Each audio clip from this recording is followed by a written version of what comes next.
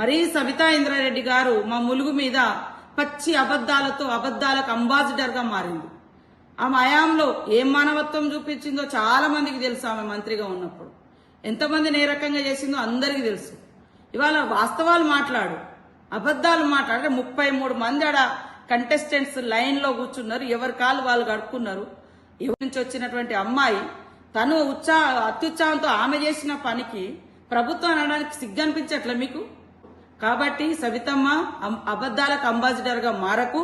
తెలంగాణ ప్రభుత్వం ఎవరి కాళ్ళు కడిగడానికి సిద్ధంగా లేదు. మీలాంటి వాళ్ళు, మీ నాయకులు లాంటి వాళ్ళు తెలంగాణ ప్రజలను అణిచిపెట్టి కాళ్ళు కడిగించుకునే చరిత్ర, కాళ్ళు మొక్కించుకునే చరిత్ర ఆ కుటుంబాలది, ఆ నాయకులది, ఆ దురతనాంది, ఆ దురహంకారంది. కాబట్టి ఇవాళ అబద్దాలకు అంబాసిడర్ గా మారే సవితమ్మ, అదేవిధంగా బీఆర్ఎస్ నాయకులు తప్పుడు ప్రచారం చేసుకోకండి. తప్పుడు ప్రచారాలతో మీరు ఇవాళ మీ పరువు మీరే తీసుకుంటారు.